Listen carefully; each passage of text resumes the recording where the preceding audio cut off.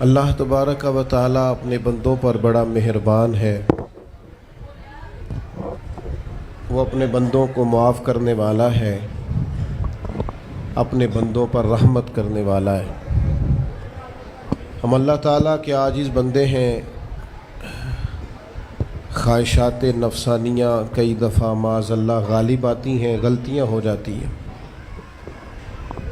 اور ان غلطیوں کی پاداش میں انسان اپنی جان پر زیادتی کرتا ہے۔ اللہ تعالیٰ معاف کرے تو اس کا سفر اللہ کے عذاب کی طرف ہوتا ہے۔ اب ہمیں یہ حکم ہے کہ ہم سب بار بار استغفار کریں اپنے رب کی بارگاہ میں، اس کے حضور توبہ کریں، اللہ سے معافی کے خواستگار ہوں۔ نبی پاک علیہ الصلاۃ والسلام نے تعلیم امت کے لیے فرمایا ہے کہ میں دن میں 100 بار اپنے رب سے استغفار کرتا ہوں۔ بار بار اس کی طرف رجوع کیا جائے، بار بار اپنے رب کے حضور معافی مانگی جائے، اور بار بار جائزہ لیا جائے اپنے اعمال کا۔ بار بار کوشش کی جائے کہ ہم اپنے آپ کو سنواریں، ہم اپنے آپ کو بدلیں، اپنے اندر تبدیلی لائیں، ہم ایسے اعمال کریں جس کی برکت سے اللہ تعالی ہمیں معاف فرمائے۔ اللہ جزائے بڑی مہربانی، جزاک بڑی مہربانی۔ کوشش کریں کہ ہم بار بار اپنا حساب کریں، محاسبہ کریں۔ ہمارے ہاں یہ ہوتا ہے کہ لوگ اپنی جسمانی صحت کا تو بڑا خیال رکھتے ہیں کہ میری طبیعت ٹھیک نہیں، ٹیسٹ کرا لوں، یہ چیز کھاؤں، یہ نہ کھاؤں، میں غور کروں کہ کس چیز سے میری طبیعت خراب ہوتی ہے، کس سے بہتر ہوتی ہے، اس کا بڑا لحاظ اور خیال کیا جاتا ہے۔ لیکن روحانی زندگی کس سے برباد ہوتی ہے، کون سے گناہ ہیں جو باطن کو اجاڑ دیتے ہیں، دل کو تباہ کر دیتے ہیں، اخلاق کا جنازہ نکال دیتے ہیں، اس پر ہم غور نہیں کرتے۔ اپنی ساری زندگی اپنا ظاہر سنوارنے میں گزار دیتے ہیں، اور دل جس پر رب کریم کی نظر کرم رہتی ہے اس پر ہم توجہ نہیں کرتے۔ سب سے پہلے تو اپنا محاسبہ کریں زندگی میں۔ حضرت عمر رضی اللہ تعالیٰ عنہ ایک جملے میں بات بہت بڑی ارشاد فرما گئے۔ آپ فرماتے ہیں کہ اپنا حساب کرو اس سے پہلے کہ تمہارا حساب کیا جائے، پھر حساب کیا جائے گا تمہارا پھر مشکل ہوگی، تو ابھی سے اپنا حساب کیا جائے۔ اب ان لوگوں کا معاملہ ہے جو دنیا سے رخصت ہو گئے۔ انسان خیر اور بدی اس کا مجموعہ ہوتا ہے، انسانوں میں نیکیاں بھی ہوتی ہیں، کمزوریاں بھی ہوتی ہیں۔ اب ہم میں سے جو دنیا سے رخصت ہو گئے ہیں ان کے تعلق سے ہمارے کچھ ذمہ داریاں ہمارے ذمے بچتی ہیں۔ ایک تو ہم سب کا معاملہ ہے، وہ میں نے پہلے عرض کر دیا کہ ہمیں اپنا حساب کرنا ہے، اپنے معاملات کو دیکھنا ہے، استغفار کرنا۔ پھر یہ کہ جو لوگ رخصت ہو گئے ان کے لیے کیا کریں۔ تو چونکہ انسان میں کمیاں بھی ہوتی ہیں، خوبیاں بھی ہوتی ہیں، تو سب سے پہلے تو اللہ کے حبیب علیہ السلام نے ہمیں فرمایا ہے کہ اذکروا محاسن موتاکم، جب تم میں سے کوئی رخصت ہو جائے تو اس کی اچھی اچھی باتوں کا ذکر کرو۔ ایسا نہیں کہ انسان میں ساری خوبیاں ہی ہوں گی، لیکن تم خوبیاں تلاش کر کے ان کا بیان کرو، تم زمین پر اللہ کے گواہ ہو۔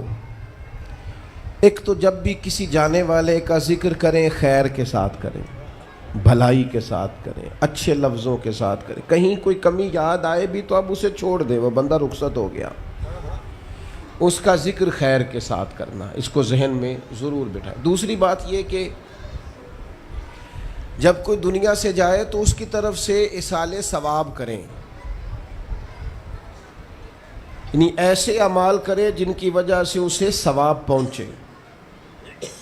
اب ہمارے ہاں جو رسم و رواج بعض بن گئے ہیں، بڑی بڑی دیگیں، بڑے لاؤ لشکر، نامی گرامی بندہ ہے تو نامی گرامی آؤ جاؤ تو کھانے تو بڑا جلسہ تو پتہ لگ جائے لوگوں کو، تو پہلے تو یہ یاد رکھو جس کام میں تھوڑی سی بھی ریاکاری ہو اس پر اللہ کی بارگاہ سے اجر کی امید کیسے رکھتے ہو؟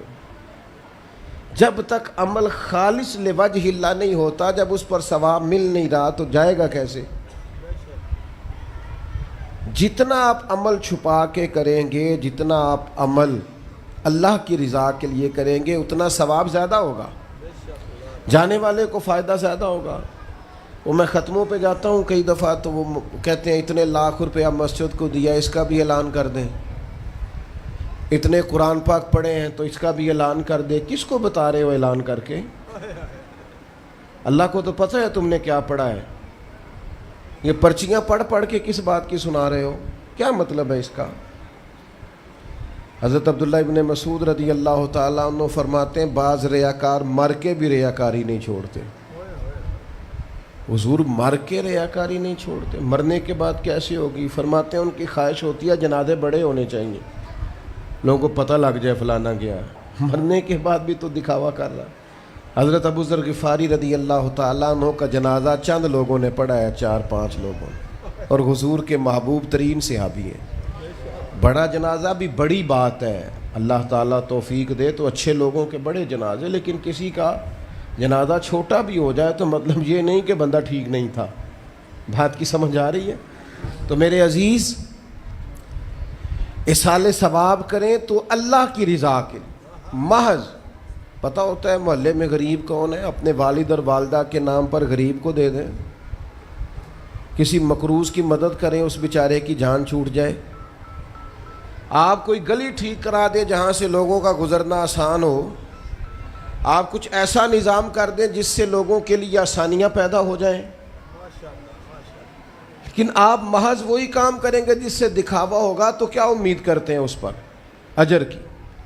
تو اصال ثواب دیکھیں قوم کو ضرورت کیا ہے، وہ والا اصال ثواب کریں۔ حضرت سعد رضی اللہ تعالیٰ عنہ نے جب آن کر کے عرض کیا تھا کہ یا رسول اللہ صلی اللہ تعالیٰ علیہ وسلم، میری والدہ کا انتقال ہو گیا ہے تو میں ان کے لیے کیا کروں؟ تو محبوب نے فرمایا کہ فلاں جگہ پانی کی قلت ہے تو وہاں کنواں کھدوا دے۔ معنی کیا ہے کہ اس پانی پینے سے اللہ تبارک و تعالیٰ تیری ماں کو اس کا اجر عطا فرمائے گا۔ صدقہ تو جس چیز کی ضرورت ہے آپ وہ چیز کر کے دیں، اور ختم چپ کر کے بھی ہو جاتا ہے، گھر کے اندر بھی ہو جاتا ہے، اکیلے بھی ہو جاتا ہے، اس کے لیے لاکھوں کروڑوں لگانے کی کوئی ضرورت بھی نہیں۔ چوتھی بات، تیسری بات، کوشش فرمائیں کہ جو نیکیاں جانے والا کرتا تھا وہ نیکیاں جاری رہیں، اس کے بچے، اس کی اولاد، اس کے سارے رشتہ دار ان نیکیوں، اگر وہ کوئی بھلائی کرتا تھا تو وہ بھلائی ہوتی رہے، وہ جاری رہے، وہ سلسلہ آگے بڑھایا جائے۔ ہم یہ کرتے ہیں کہ ہم خیر کے کاموں کو جاری نہیں رکھتے، بلکہ والد کے جانے کے بعد تو بچے بڑے سیانے ہوتے ہیں، وہ کہتے ہیں ابا جی کو تو بس وہ فلانا غریب بھی لوٹ کے لے جاتا تھا، فلانا بھی اپنی مجبوری سنا کے، تو ہم تو سیانے ہیں۔ او خدا کے بندے، حضور علیہ السلام نے فرمایا تمہیں جو روزی دی جاتی ہے وہ تمہارے کمزوروں کی وجہ سے دی جاتی ہے، وہ جو ضعیف کمزور لوگ تمہارے دسترخوان سے کھا جاتے ہیں ان کے سبب سے اللہ تعالیٰ تمہیں عطا کرتا ہے۔ تو اس لیے یہ تو کوئی طریقہ نہیں ہے کہ آپ کے بزرگ خیر کا کام کرتے تھے آپ نے چھوڑ دیا، تو آپ ایک کام یہ کریں کہ ان کی نیکیاں جاری رکھیں۔ اور چوتھی بات یہ کہ ان کے لیے دعا کریں۔ دعا ہمیں حضرت ابراہیم نے سکھائی ہے، سورہ ابراہیم میں موجود ہے، ربنا اغفر لی ولوالدی، یا اللہ مجھے بھی بخش دے اور میرے ماں باپ کو بھی، وللمؤمنین یوم یقوم الحساب، اور جس دن تو حساب لے اس دن سارے مومنوں کی بخشش فرما دے۔ ایک شخص نے نا حضور علیہ السلام کے سامنے دعا مانگی، اللہ مجھ پہ رحم فرما اور اپنے نبی پہ رحم فرما۔ حضور فرمانے لگے تو نے اللہ کی رحمت کو محدود کیوں کر دیا ہے؟ تو کہہ سارے مومنوں پہ رحم فرما، سب پہ رحم فرما۔ بھائی سب کے لیے دعا مانگیں۔ یہ 2-4 بچوں کا موبائل کا مسئلہ رہ گیا، باقیوں کا بیٹا بیٹھ جاؤ، پیارے بیٹے بیٹھ جاؤ، پتر بیٹھ جاؤ، آپ بھی بیٹھ جاؤ بیٹے، آپ بیٹھ کے بنائیں، اس میں کیا رہ جائے، کھڑے ہوتے ہیں بیٹا تو پچھلوں کو دقت ہوتی ہے۔ سنو، زیادہ غور سے سنو، میں تھوڑی تقریر کرنے والا مولوی ہوں، لیکن یہ اللہ کا فضل ہے کہ میں اگر 20 منٹ بات کروں گا تو اس 20 منٹ کے اندر آپ کو 20 سبق ضرور حاصل ہوں گے انشاءاللہ تعالی۔ ہاں، وہ کوشش ہوگی کہ وہ جتنی بات ہے وہ تربیتی ہے۔ وہ بعض دوستوں کا خیال ہوتا ہے لمبی تقریر کرے، میں کیا ہوتے وہ بندہ کر سکتا جنہیں ایک شعر ہی 20 منٹ پڑھنا ہوئے، اجے مزہ نہیں آیا، اجے دوبارہ پڑھو، اجے رل کے پڑھو، تو وہ تو پھر 1.5 گھنٹہ بھی کام چل سکتا ہے۔ تو جس نے ٹو دی پوائنٹ بات کرنی ہو اس کے لیے تو 10 منٹ بھی بڑے ہوتے ہیں، اور ویسے بھی تقریریں پیٹ بھرنے کے لیے نہیں ہوتی، عمل کرنے کے لیے ہوتی ہیں۔ اب تو میں ویسے بھی ذرا مصروف زیادہ ہو گیا ہوں، بہت ساری جگہوں پہ جا نہیں پاتا، تو ایک جگہ میں گیا تو ایک بزرگ مجھے کہنے لگے پچھلی دفعہ تسی 40 منٹ تقریر کی تھی سی، ایت کی زیادہ کرنی۔ میں کہا 40 منٹ والی تھی، عمل ہو گیا جی۔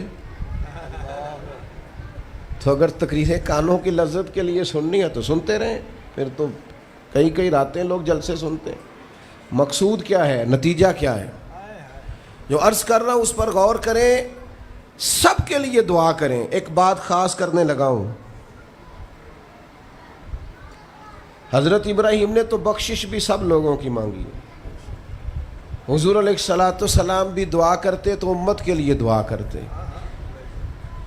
کبھی اپنے بھائی کے لیے بھی تو دعا کرو نا یار، اللہ تعالیٰ اسے بھی ذرا زیادہ روزی دے، بھتیجوں کے لیے بھی دعا کرو، بھانجوں کے لیے بھی کرو۔ توجہ ہے آپ کی میری بات پہ؟ ادھر دیکھیں جی، غور کریں بات۔ ویسے دعا کرنی چاہیے کہ نہیں محلے داروں کے لیے کہ یا اللہ ادھر والا پڑوسی بھی امیر کر دے تو ایس پاسے والا بھی ہنس دے ہو ہاں نہ نہیں کر دے، یہ دعا مانگنی چاہیے کہ یا اللہ میرے پڑوسیوں کو۔ نہیں آپ بول ہی نہیں رہے، تسا کتوں منگنی دعا؟ منگنی چاہیے نا، مانگتے ہیں ہم۔ ایسی ہوا چلی ہے کہ ہر شخص سوچتا ہے تمام شہر جلے بس ایک میرا گھر نہ جلے۔ او خدا کے بندے کبھی محدود نہ کر خدا کی رحمت، سب کے لیے مانگ اس سے، وہ بڑا کریم ہے۔ تو کہہ یا اللہ سب کو دے اور سب کے صدقے ہمیں بھی دے۔ لیکن ہم نہ دعاؤں میں بھی اپنا ظرف اور حوصلہ بڑا نہیں کرتے، گنجائش پیدا نہیں کرتے۔ دیکھو داتا گنج بخش علی حجویری رحمۃ اللہ علیہ نے لکھا ہے کہ ایک بندہ نا حج کرنے گیا تو ہر جگہ دعا مانگتا تھا، یا اللہ میرے دوستوں کو نیک کر دے، یا اللہ میرے دوستوں کو نیک کر دے۔ عرفات میں بھی، منا میں بھی، مزدلفہ میں بھی، بیت اللہ شریف کے پاس بھی، ہر جگہ یا اللہ میرے دوستوں کو اچھا کر دے۔ ایک بندے نے اسے کہا یار یہ عجیب دعا کرتا ہے تو، میرے دوستوں کو نیک کر دے، اپنے لیے بھی تو مانگنا۔ تو کہنے لگا اللہ کے بندے میں ہر وقت دوستوں کے بیچ رہتا ہوں، اگر وہ نیک ہو گئے تو میں بھی انشاءاللہ ہو جاؤں گا۔ ان کی صحبت میرے اوپر بھی اچھا اثر ڈالے گی، چونکہ رہتا جو ان کے بیچ ہوں۔ ہمارا علاقہ امیر ہو گیا تو انشاءاللہ ہم بھی ہو ہی جائیں گے۔ لوگوں کے رزق میں برکت ہوگی تو ہمارے رزق میں بھی تھوڑا سا نا کشادہ دل کریں ہر معاملے میں۔ اور سنیں حدیث پاک، نبی کریم علیہ الصلوۃ والسلام نے فرمایا جو دعا اپنے بھائی کی غیر موجودگی میں اس کے لیے مانگی جاتی ہے نا، اللہ وہ دعا جلدی قبول فرماتا ہے۔ اور حضور فرماتے ہیں جب تم اپنے بھائی کی غیر موجودگی میں اس کے لیے دعا مانگتے ہو، اللہ تمہارے سرانے فرشتہ کھڑا کرتا ہے، اور فرشتہ کہتا ہے مالک جو یہ اس کے لیے مانگ رہا ہے پہلے اسے عطا فرما۔ تو کیسی سعادت کی بات۔ لیکن سینہ کشادہ کرنا پڑے گا، دل بڑا کرنا پڑے گا، حوصلہ بڑا کرنا پڑے گا۔ جب تک دل، طبیعت، حوصلہ یہ بڑا نہیں ہوتا اتنی دیر تک لطف۔ حضور کی ساری امت کے لیے دعا مانگیں کہ اے اللہ جتنے خوش عقیدہ ہیں محبوب کے غلام سب کو جنت عطا فرما، سب کے لیے کھول دے دروازے جنت کے۔ دعا اللہ کی۔ اچھا پھر دعا مانگنی بھی ذرا ذوق سے چاہیے۔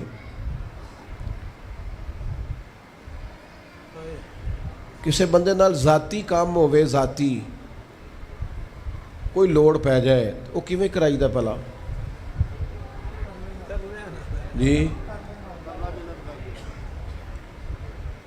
تو پتہ ہے سارے گل دا السلام علیکم جناب کہندا وعلیکم السلام کتھے ہو جی میں تے دور ہاں کدھرے تسی حکم کرو کہندا نہیں ٹیلی فون والی گل ہی نہیں مینوں مل کدھرے اور رات کو کسی وقت کہتا میں 2 بجے آؤں گا میں جاگنا یار مجبوری بڑی ہے تو پاویں 3 بجے آ مینوں مل کے سویں پھر اس کو جا کے مجبوری بتاتے ہیں کلیاں قسمیں اٹھاتے ہیں اور یہ بھی اس کو کہتے ہیں بار بار کہ میں سارے دوستاں سنگیاں ساتھیاں ساکاں نو آکھ بیٹھا تیرے تو بغیر گل کو نہیں سنی کسی بھی پورا قائل کرتے ہیں اس کو پورا مجبور کر دیتے ہیں مدد کرتے ہیں کہ نہیں ایسا لوگ کرتے ہیں نا وہ تمہیں پتہ ہے بندہ کیسے مانتا ہے منا لیتے ہو تو سیکھ جاؤ نا رب کیسے مانتا ہے کبھی بیٹھو نا اکیلے مصلی بچھا کے اور کہو نا اس سے کہ مالک تیرے سوا کدھر جائے کس سے کہیں کس کی بارگاہ میں عرض کریں کون ہے جس کے حضور جائیں ایک بزرگ تھے تو ان کی بڑے درد سے دعا مانگتے تھے تو کسی نے کہا کہ آپ نے دعا مانگنے کا طریقہ کس سے سیکھا کہنے لگے اپنی بیوی سے بیوی سے کیسے سیکھا تو وہ کہنے لگے میری بیوی کو کوئی کام تھا گھر کا کوئی خرچہ اس نے مجھے بتایا تو میں نے اسے کہا ابھی میرے پاس پیسے کوئی نہیں آتے ہیں کہیں سے تو دیتا ہوں کرا دیں گے عورتوں کی عادت ہوتی ہے 2-4 دن کے بعد پھر یاد کرایا کہ وہ کام گھر کا ہونے والا ہے پیدا کیا ہے بتا تیری بارگاہ میں عرض نہ کروں تو پھر میں کس سے کروں بندے تو بات سنتے ہیں تو پھر وہ پردے کھول دیتے ہیں دیتے کچھ نہیں اور لوگوں کو سناتے ہیں فلانا آیا جی پیسے پہ منگدا ہے ایک سنگی سی ایک دفعہ تے انہیں پائی دا تگڑا ہے چنگا دور کسی سنگی کو لونے کو مدد لئی تھوڑی میں نے کہا یار تیرا بھائی ٹھیک ٹھاک ہے وہ کہتا ہے دیندا تے ہے پر بدنامی بڑی کرتا ہے سب نو دس چھڑتا ہے عزت رب کی بارگاہ میں بندہ عرض کرتا ہے تو بندے کا پردہ بھی رہ جاتا ہے اور وہ عطا بھی کر دیتا ہے میرے دوستو دعائیں شوق سے مانگو دعائیں درد سے مانگو وہ اکبر الہآبادی نے کہا تھا مصیبت میں بھی اب یاد خدا ہم کو نہیں آتی دعا منہ سے نہ نکلی جیبوں سے عرضیاں ہی نکلی دفتروں میں درخواستیں جمع کرانے کے لیے بڑا وقت ہے اس کی بارگاہ میں کیوں نہیں بیٹھتے اس کے حضور حاضر کیوں نہیں ہوتے جو پردہ پوشی کرے اپنے بندوں کو نوازے اور 10 منٹ نکال کے اس کی بارگاہ میں آ تو صحیح حضور فرماتے ہیں رب کہتا ہے میرا بندہ جب میری بارگاہ میں ہاتھ اٹھاتا ہے مجھے حیا آتی ہے میں خالی واپس کیسے کر دوں جاتے ہی نہیں عرض ہی نہیں کرتے دعا تو مومن کا ہتھیار ہے طاقت ہے بندے کی شان ہے ہر دکھ سکھ رب رسول کی بارگاہ میں کرے طاقتور ہو جائے اور پھر دعا ذوق سے کرے شوق سے میں چھوٹا سا آدمی ہوں صبح مسجدوں میں نا قاری صاحب کے پاس حافظ صاحب کے پاس بچے سبق پڑھنے آتے ہیں الف با تا سا میری طرح کا سب سے چھوٹا مولوی بھی سبق پڑھا رہا ہو نا تو بچہ سبق پڑھاتے ادھر ادھر دیکھے تو قاری صاحب تھپڑ مارتے کہتے ادھر تاک کوئی سبق میرے سے پڑھ رہا دیکھ ادھر رہا ہے اور بات بھی ٹھیک ہے کہ وہ بچہ کیسے پڑھے گا جس کا دھیان ہی نہیں لفظوں کی پہچان ہی نہیں ہوگی ڈانٹتے ہیں استاد ادھر توجہ کر عجیب لوگوں نے رب سے دعا مانگ رہے ہیں دھیان کسی اور طرف ہے دل کسی اور طرف ہے ذوق کسی اور طرف توجہ ہی کوئی نہیں مانگ اللہ سے رہیں بارگاہ کتنی بڑی ہے اور رٹی رٹائی دعائیں چل رہی ہیں دعاؤں میں باتیں ہو رہی ہیں ان تے بندے دعا دے ٹائم بھی موبائل نہیں بند کر دے وہ دی بھی ویڈیو چاہیے انہوں نے اللہ سے مانگ رہے ہیں اس وقت بھی توجہ حضرت موسیٰ علیہ السلام نے عرض کی رب کی بارگاہ میں کہ میری قوم عرض کرتی ہے مالک تو ہماری دعائیں قبول نہیں فرماتا تو اللہ کریم نے فرمایا کلیم ان کے لفظ میرے ساتھ ہوتے ہیں دل نہیں میرے ساتھ ہوتے جملے رٹے رٹائے بولنا اور دل پتہ نہیں کہاں گردش کر رہا ہے بات جو دل سے نکلتی ہے اثر رکھتی پر نہیں طاقت پرواز مگر رکھتی اب جو ہم جانے والوں کے لیے دعائیں کریں گے اس میں تو ہمیں چاہیے آپ پیر صاحب سے دعا ضرور کرائیں علامہ صاحب سے ضرور دعا کرائیں لیکن جس ذوق سے پتر نے دعا مانگنی ہے نا والد کے لیے وہ دوسرا کوئی نہیں مانگ سکتا. جو بیٹی نے دعا مانگنی ہے نا درد سے، وہ دوسرا کوئی. آپ خود دعا مانگیں، خود ختم شریف پڑھیں، خود تلاوت کریں. اسی بڑے منفرد لوگ ہاں. ہمارا یہ طریقہ ہے کہ ہم نے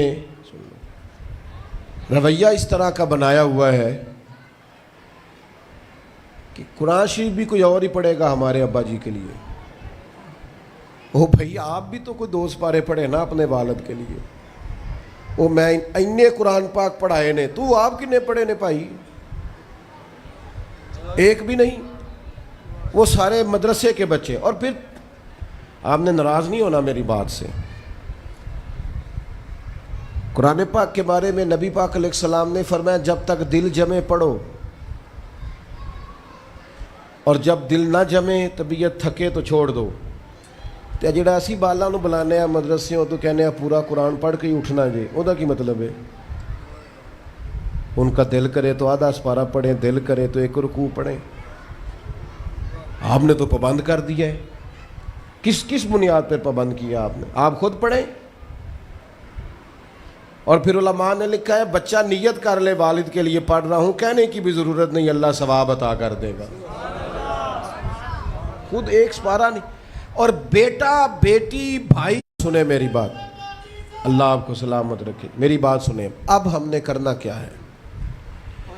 اب کرنا یہ ہے کہ ہم نے خوب دعا کرنی ہے. آج بھی جن کے ختم کے لیے ہم آئے ہیں نا، ہمارا دل پورا لگ جائے. اس طرح بندہ رب کو مناتا ہے نا، یہ ضروری نہیں کہ یہاں سے سپیکر سے یہ دعا ہوگی وہی دعا ہے. آپ اپنے دل میں 2 جملے کہہ دیں اس کے لیے کہ یا اللہ تو مہربان ہے. دیکھو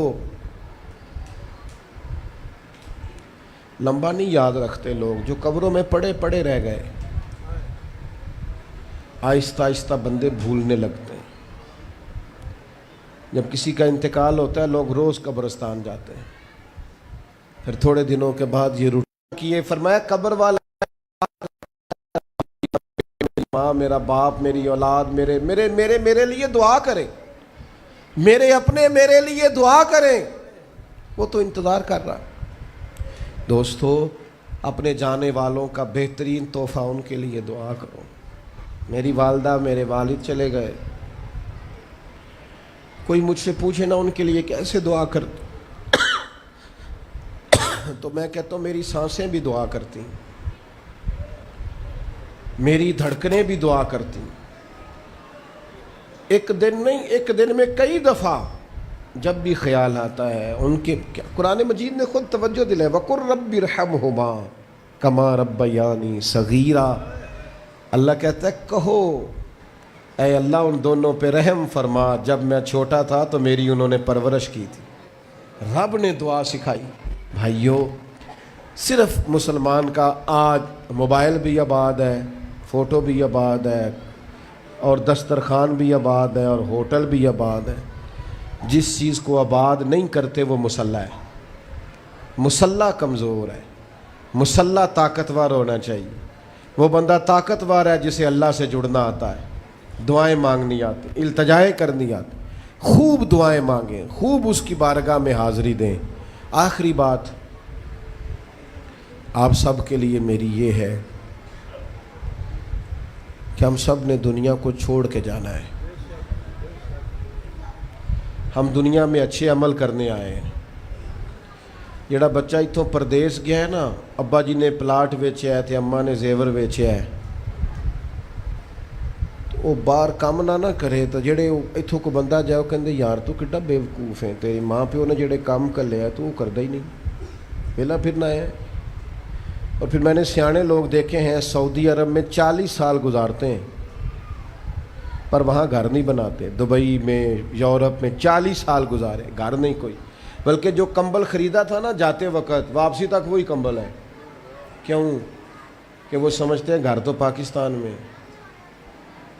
پردیس کے لیے محنت، یہاں گھر بنانے کا مقصد کوئی نہیں. اور میرے دوستو نبی پاک نے ہمیں فرمایا دنیا میں اس طرح رہنا جس طرح مسافر رہتے ہیں. گھر تو تمہارا جنت میں، اصل ٹھکانہ تو آخرت کا ہے. لیکن ہم ساری تباہی اتار رہے ہیں، یہاں فارغ پھر رہے ہیں. آپ نے ناراض نہیں ہونا. ڈھیر سارے بندے بے نمازی ہیں اور بلا وجہ بے نمازی ہیں, کوئی وجہ نہیں. جو بندہ کہتا ہے نماز کے لیے ٹائم نہیں ملتا, جھوٹ بولتا ہے, کیونکہ رب کہتا ہے لا یکلف اللہ نفسا الا وسعہا, جو بوجھ کوئی اٹھا نہ سکے میں ڈالتا ہی نہیں. تو ہم نماز پڑھ سکتے تھے تو اللہ نے فرض کی ہے. ٹھنڈے اے سی لگ گئے, اب فجر میں آنکھ ہی نہیں کھلتی. او خدا کے بندو, اس وقت سے ڈرو جب اے سی بھی ہو, کمرہ بھی ہو, پر نیند ہی نہ آئے. آج نیند ضرور کرو پر غافلوں والی نہ کرو. فجر کی نماز بر وقت. آج کل ہی تو موقع ہے فجر پڑھنے کا جب رات چھوٹی. اب بھی تو مزہ آتا ہے, بندہ تھوڑی قربانی دے کے اٹھتا ہے. یہی تو ٹائم ہے کہ آپ وقت پہ آئیں.